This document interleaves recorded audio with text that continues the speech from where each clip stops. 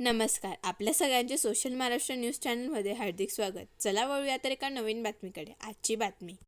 जगाचा पोशिंदा असणारा बळीराजा असं ज्याला आपण म्हणतो, त्या शेतकऱ्यांना कायमचा विविध अडचणींचा सामना करावा लागतो. कधी दुष्काळ तर कधी अतिवृष्टी. मात्र सगळ्यांच्या संकटावर मात करत शेतकरी उभा राहत असतो.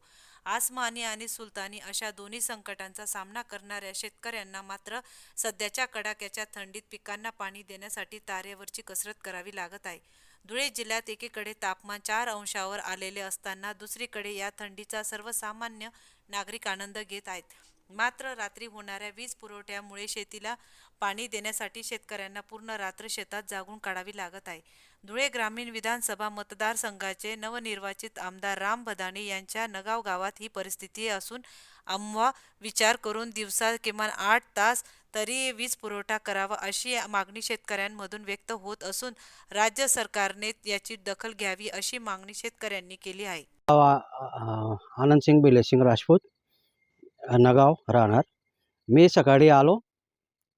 सकाळी दिवसभरमध्ये फक्त कमीत कमी मी इतका परेशान झालो की तिकडं लाईट चालू करायचो, इकडे येताना परत जायची.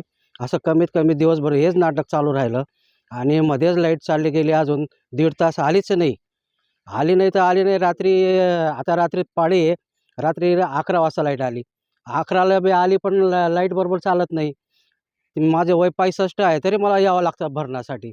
आणि इथं एकदम म्हणजे फारच जनावरं अमुक ढमुक काही ना काही असतातच. इथं एकटं यायला फार हे कुणाला तरी आणावं लागतं सोबत तरच, नाही तर मग कसं आहे, एवढं मागायचं पडलेलं फार नुकसानकारकच आहे सर्व. मग काय तुमची मागणी एकच आहे की दिवसा लाईट द्यावी, सुरळीत द्यावी आणि 8 घंटा का असेना पण द्यायला पाहिजे. कारण कसं आहे, ज्या कंपन्यांना तुम्ही 24 तास लाईट एकदम पद्धतशीर चालते ते देऊ शकता आणि शेतकऱ्यांनाच का देऊ शकत नाही तुम्ही 8 घंटे?